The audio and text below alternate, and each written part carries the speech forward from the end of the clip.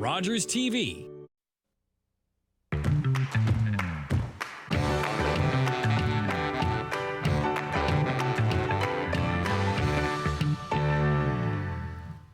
Welcome to this edition of Dufferin Life. I'm your host, Teena Avery. Thank you so much for joining us. So we're in the midst of winter. So a lot of things happen in winter, and I'm going to tell you right now, I'm done. I've had enough snow. My snow pile at the end of my driveway is taller than me. I understand it's not that hard to be taller than me, but it is taller than me. And then some things that you don't think about in the wintertime is how the snow builds up around your house. And you know what? Do you think about that and then think about fire safety? I'm not sure that we do. So joining me today, I'm so thrilled to have Chief John Schneider with me. Thank you so much for joining me. Thank you. Thanks for the opportunity to talk about fire safety. Well, and I wanted to start with that because, I mean, some of the things that you don't even realize that would be so easy to not realize is when you've got that snow building up around your house, how that can affect the safety of your home. Yeah, absolutely. We think of our homes as a safe place all the time and sometimes forget about the fire safety aspect. So carbon dioxide is a big risk in our homes from a number of different sources, but especially in the winter when the snow builds up outside, it can block the cold air intakes that are required for your furnace and hot water heater. And when those get blocked, they can create carbon dioxide risks in your home. Right. And then that brings us to what we really wanted to talk about today is like the winter safety, but it's just the safety of your home in general. There's been some changes in the carbon monoxide and what you need at your home. Is that correct? That is correct. So there's been some significant overhaul to the Ontario Fire Code and the Ontario Building Code. But most of the parts that affect the people in their homes is the new carbon monoxide laws. So carbon monoxide is a colorless and odorless gas. It's created through incomplete combustion, but it's a normal product that's around us all the time. Right. But when it starts to build up in your home or in your workplace, it can become a bit more of a risk. So it's something that we're learning a lot more about, and as we create homes that are more insulated and less fresh air coming in, we're creating sort of a dangerous environment if something goes wrong in your home. Okay, so I mean, it's colorless, it's odorless, you don't know it's there, but where does it, like, what type of things in your home create this carbon monoxide? Yeah, there's a couple of normal things that happen in your home that when they don't work properly. So anything that's a fuel burning appliance. Okay. So a gas heater, gas fireplace, gas hot water heater, furnace. Your gas stove, right? Any of those things, if they're not getting enough fresh air or there's maintenance issues with them, can create carbon monoxide. Okay. And sometimes it can be as simple as like a cracked pipe for your furnace that doesn't exhaust it properly, and then it gets into your home. So sometimes maintenance, sometimes incomplete combustion. Yeah, and unfortunately, a lot of the times you don't know it's there, and it correct. Yeah, and it's obviously, we just said odorless and colorless. So I mean, and that causes death. Absolutely. Yeah. So carbon monoxide builds up in your bloodstream, basically replaces oxygen. So it's, oxygen being critical to survive. And as it builds up slowly in your bloodstream, people get confused and they get tired and, they make poor decisions. And as it gets worse and worse, and ultimately can result in death. Okay. So the carbon monoxide detectors that you have in your house, so you said it's changed. So let's talk about that. So just to clarify, yes. there are alarms in your home. So carbon monoxide and smoke alarms. Right. Yes, absolutely. No, you need them both. And we're going to talk about that as well. But the regulations have changed. So tell us, what do we need in our homes in order to follow regulations and to be safe? Right. In the past, for the past more than 10 years, you've required a carbon monoxide in your home, typically near a sleeping area. Okay. But only one. And we're learning more, and the way our homes are built now, and they're changing, that we've increased the requirements and also added some new places that didn't require them in the past that now require them. Okay. So the changes in your home are that if you have a fuel burning appliance, which most homes will have, or you have an attached garage, then you have to have a carbon monoxide alarm outside of every sleeping area. So outside in the hallway. Okay. As well as at least one on every level. Okay. So in a 2-story home, you might have your sleeping area in the second floor. You have to have one on the second floor, one on the first floor, and then one in the basement as well. Okay. And then we've added some requirements in multifamily residential, like condos and apartment buildings, where same thing, if you have a fuel burning appliance, some have gas stoves or gas fireplaces, or if your unit is adjacent to the service areas, the service rooms, or if your apartment is fed by fuel burning appliances, so forced heat, or if it's near the garage. Right. So those will now require them that didn't. And there's some other changes to care occupancies like group homes, long-term care retirement homes, along the same lines. It just, we recognize a need for them now that we didn't see that in the past. Okay, and does it, for these detectors, does it matter where we get them from or which ones they are? Is there better ones, worse ones? No, we don't advocate for any specific brand in the fire service. Basically, they need to be approved for Canadian standards. Okay. So a ULC or a CSA stamp on it, or ETK is the other one. Any one of those are fine. And you do need to be careful because there has been cases of illegal or not approved detectors being out there. And if they're a lot cheaper than everything else, you want to take a close look. But most of the stores and Home Depots and hardware stores and that will sell those that are meeting the standard. Yeah, and I think, this is something that, I think when people think about it, they're like, oh, I have to spend money on this. It's well worth your life and the lives of your people that are living with you and your family and your friends and that sort of thing. So and now it's regulation, so. Yeah, it is law, absolutely. Yeah. And we understand it is expensive and some of them are hardwired and interconnected and all these things add cost, but it's value to protect your family. Yeah. And like I said at the beginning, you kind of don't think it's going to happen in your home, but every year we see deaths and injuries from fires and carbon monoxide in homes that just didn't think it was going to happen there. Right, and just because your home is newer doesn't mean that's any better than a house that's 55 years old. Accidents happen. It might be an improper maintenance. Something fails, and this is the protector there to keep you safe, especially when you're sleeping. You're not going to be aware of things. You're not going to be aware of not feeling well the same way that you might when you're awake, but regardless, these things are there to protect you. Yeah, and if you're having those types of symptoms where you feel dizzy, nauseated, all those types of things, you need to leave where you are and get outside and get that fresh air in, and then call someone in to have a look at it. Yeah, for sure. And carbon monoxide alarms will have a warning symbol, a warning signal, like a beeping signal, depends on the manufacturer, and then like a full alarm where it doesn't stop. Okay. So we'll even warn you because it's not like smoke where you recognize you burnt the toast or cooking. You're like, oh, that's just dinner. But yeah, you get a warning that there's carbon monoxide, and if you're not sure what to do, we strongly advise to call 911, and we'll come out with our detectors and see if there is carbon monoxide there, and and bring in Enbridge gas or whoever needs to come in to fix the problem and keep everybody safe. Yeah, and that's key. And we're talking about this at the beginning of the year because this is a great time to talk about these things. And I want to talk too, and I'm not. We want to make sure that we're covering when we're talking about smoke alarms as well, regular maintenance and checking the batteries and and checking to make sure that they're working, because even if they have batteries, it doesn't mean they're working. Is that correct? Correct. They have a lifespan, so you want to make sure that within the lifespan, usually 10 years, some are as little as 7, where the recommended operating time. We recommend that you test them at least monthly.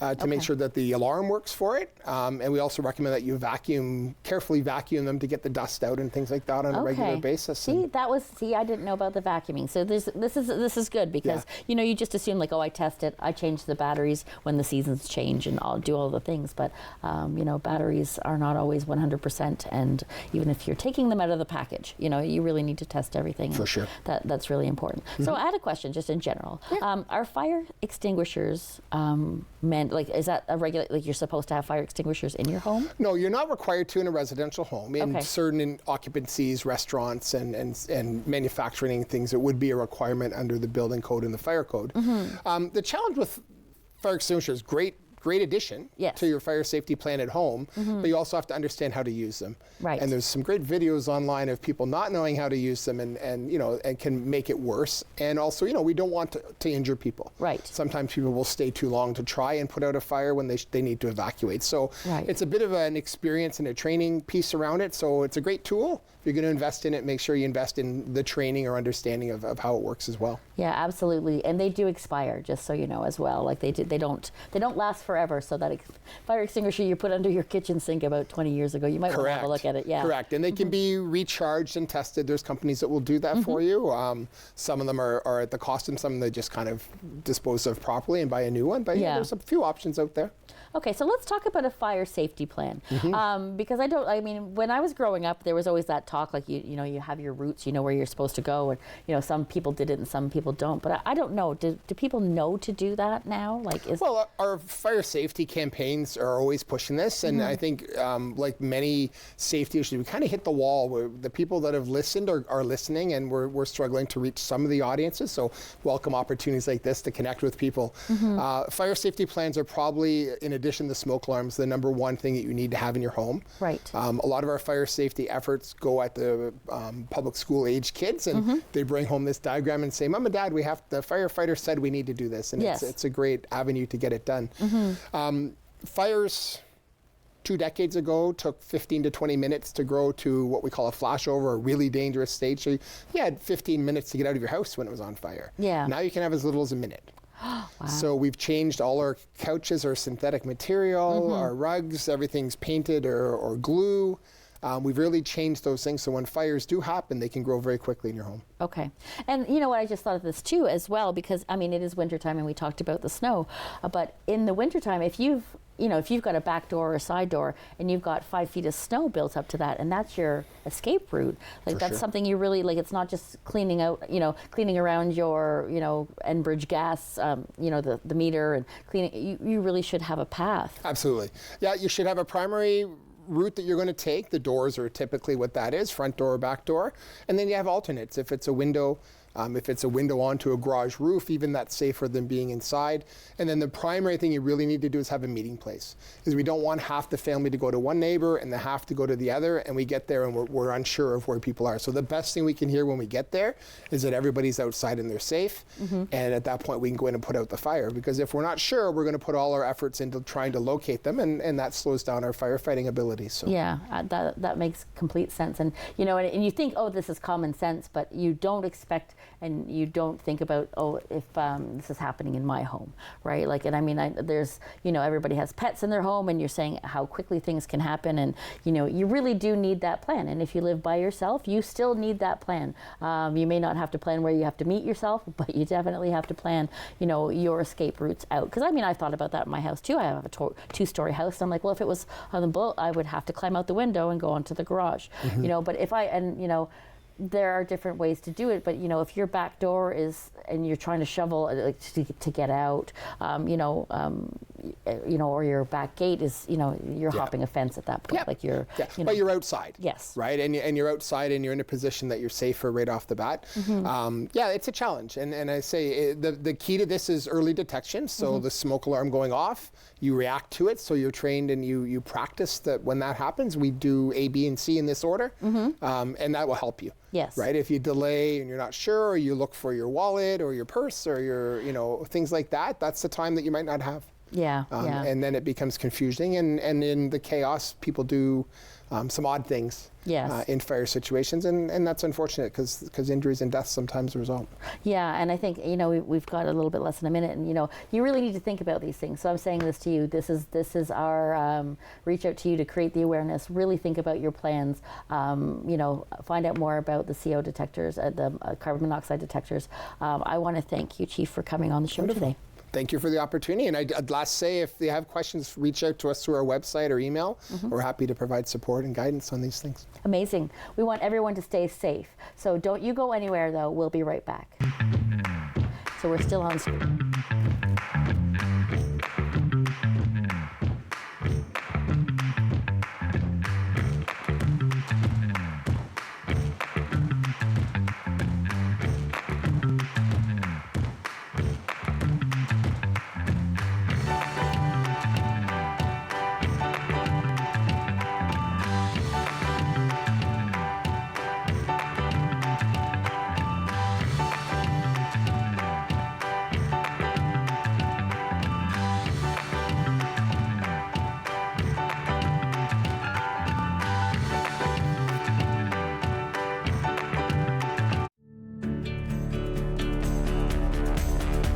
This program is brought to you by Rogers Xfinity, connecting you to more of what you love. Visit Rogers.com for more details. Are you a passionate content creator ready to expand your audience reach? Do you have unique stories, captivating hobbies, or special interests that deserve a spotlight? Rogers TV is here to amplify your voice within the community. We offer you the platform to broadcast your content to a wider audience. And the best part, it's completely free. Don't miss this opportunity to share your vision and engage with viewers. Find out how Rogers TV can transform your content journey today. With Rogers TV, you can cheer on the home team from the comfort of your living room. We'll head to the rink, the field, the court, or the pitch, so you don't have to. Tune in and cheer on your local amateur athletes on Rogers TV.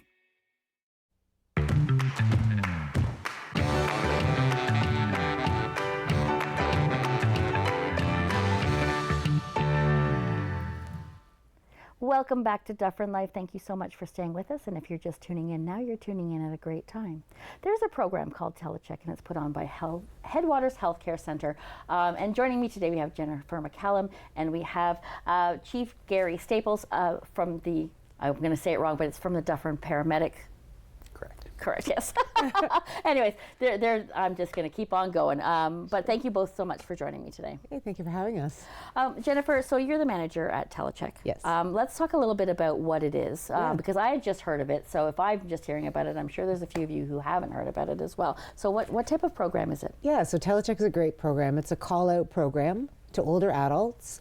We call older adults 365 days a year. Okay. We call about 180 older adults with social and wellness calls. Okay. So we have a team of volunteers and staff that make these calls.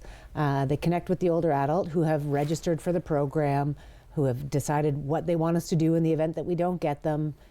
They share with us any information that they want us to help remind them of or to keep them on track with. And then we call them at their scheduled time, whenever they're scheduled for it. Okay. Connect with them and kind of go from there. We have a lot of laughs, a lot of fun, and keep them socially connected. Right, and I think that's vitally important. Absolutely. I mean, there's different programs within the community that provide kind of that service, but I mean, there are so many of us seniors, I'm going to say it, that a lot of them being alone, Yep. and a lot of them that may need these reminders, or just that actual social aspect of having someone call them to see how they're doing, like a wellness check. Yeah, absolutely, and we do. We check that. We connect with them, ask them how they're doing. Has anything changed? Often we will recognize if something has changed because we call them so routinely. Mm-hmm. We also refer them to many other programs in the community. So if we're hearing common themes or things that they're seeking or looking for, we directly refer them to those programs. So one of the programs we use often is our community paramedic program. Okay. And we work in great partnership with our community paramedic team. So one of Gary's amazing teams, and not the 911, but the community paramedics, so they're scheduled visits as well. But we work with them and they kind of do the medical kind of check or clinical check of the individuals. And then they will refer to us for kind of that social continuum of care, and vice versa. If we hear there's a medical concern, we reach out to them for not urgent follow-up, but for a check-in and so forth. So Gary, tell us a little bit about your participation in this program and how it works. Yeah, so as the Chief of Paramedics, I oversee both sides, the emergency 911 side, as well as our community paramedic program. Okay. So our community paramedic program has been providing service to the Dufferin County for over 10 years now. And in that time, we've expanded to have up to 3 full-time paramedics working on a given day. Okay. So we will do scheduled in-home visits, as well as exacerbations. So individuals who are rostered on the program who have an acute flare-up of some sort of condition. So we would go out, we'd do an assessment, and we can determine if we can manage this in the home, or whether they need follow-up, such as going to the emergency department or to their family doctor. Okay, so this wouldn't replace primary care? No, it wouldn't. We work, let's say we work hand in hand with primary care, so we work very closely with them. So a lot of the patients that we see are attached to a primary care physician, and we will give them a report of our assessment and any treatments that we've provided, and they can help to provide direction on a care plan moving forward. Okay, so if somebody's having a flare-up or something like that, and you've got that decision between going into emergency or calling 911 or taking part in this program, it alleviates some of the stress that happens in the emergency room or maybe 911 calls, I'm assuming? Yeah, it does. That is one of the goals that we initially started out with, was trying to help reduce that impact on the emergency department for situations that can be managed in the home. And so, with that close connection with our family health team here in Dufferin, we have regular contact with the physicians for these patients, and making sure that they're aware of what is going on and how we can get a care plan in place to try to keep them in the home and not have to go into the emergency department. Right.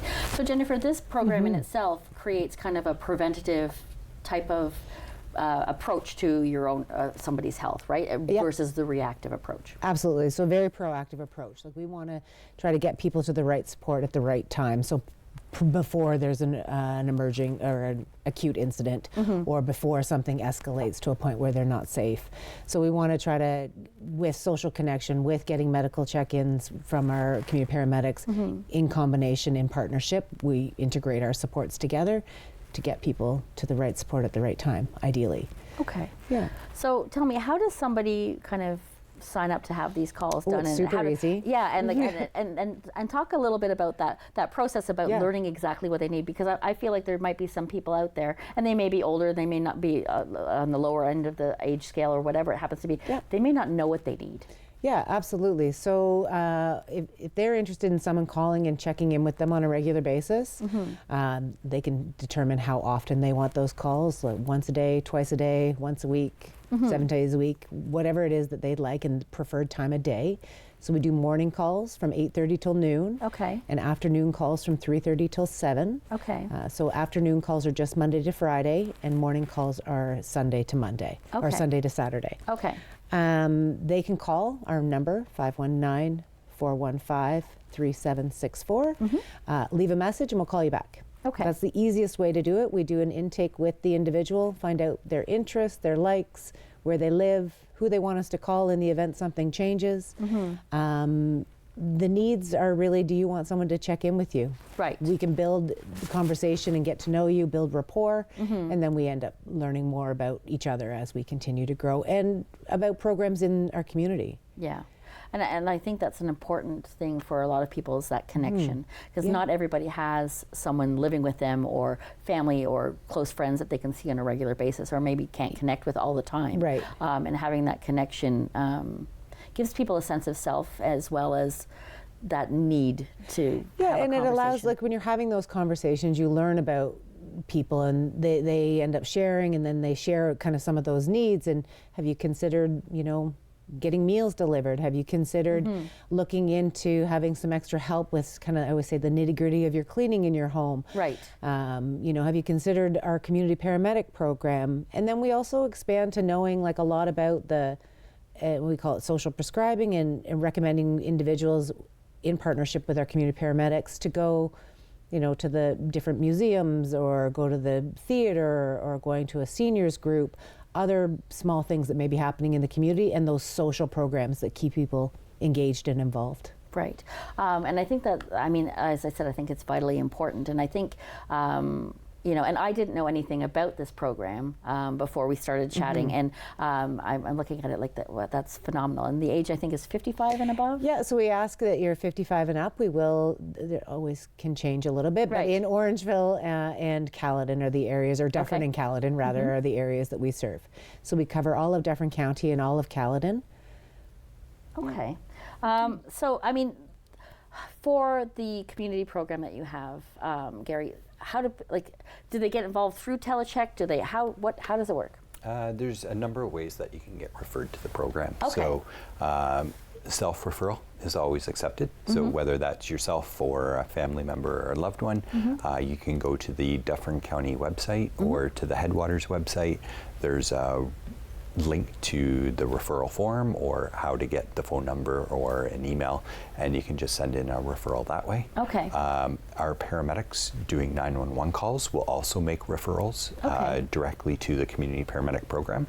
And then our community partners are probably the biggest source of our referrals. So whether that's the family health team, Telecheck, Alzheimer's Society, even Headwaters Healthcare Center. So they all make referrals to the team. Okay.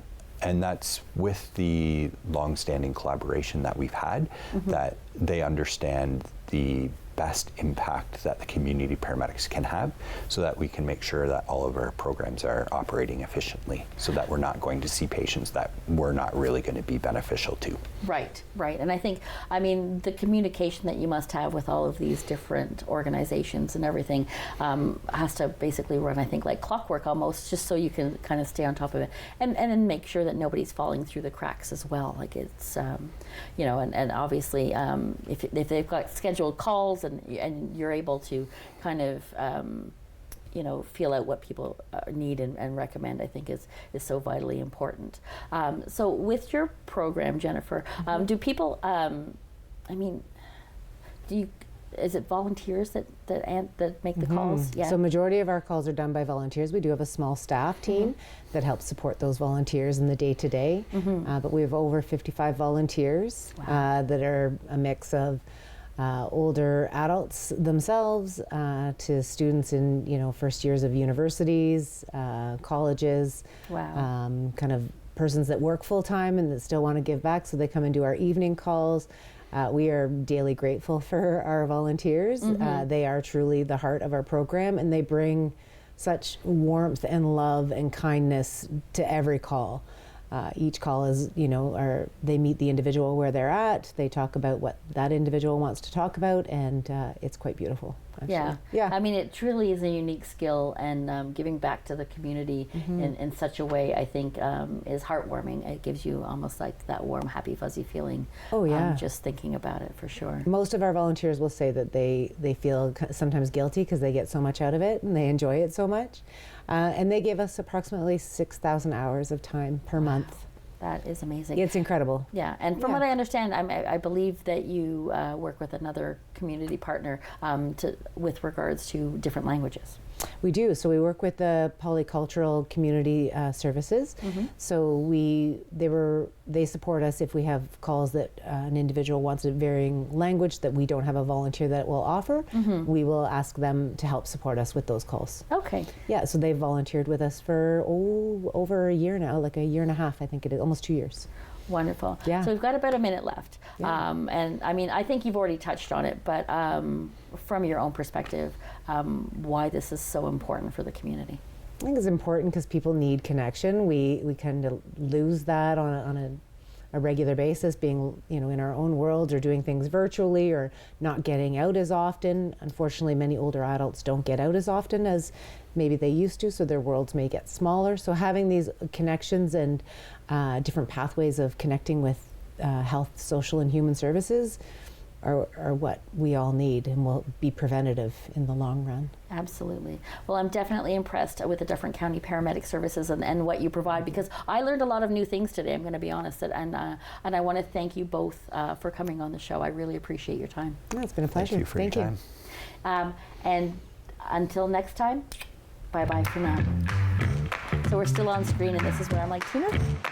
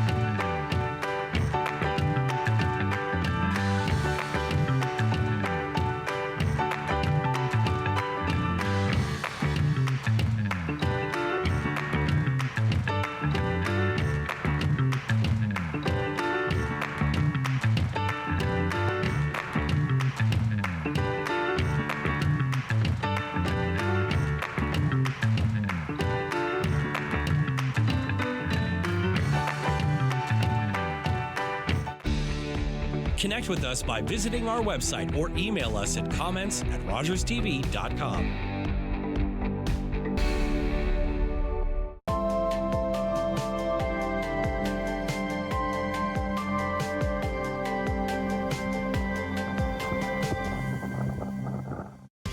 I'm Wendell Clark with a word about winning. We all know it takes a team effort in any sport and with any challenge. You can be a part of the winning team that shuts out impaired driving. Whether you're out on the town or just hanging out with friends, drink responsibly. Always have a plan for a safe ride home for yourself, your family, and your friends. You'll be helping to shut out impaired driving. Visit ArriveAlive.org.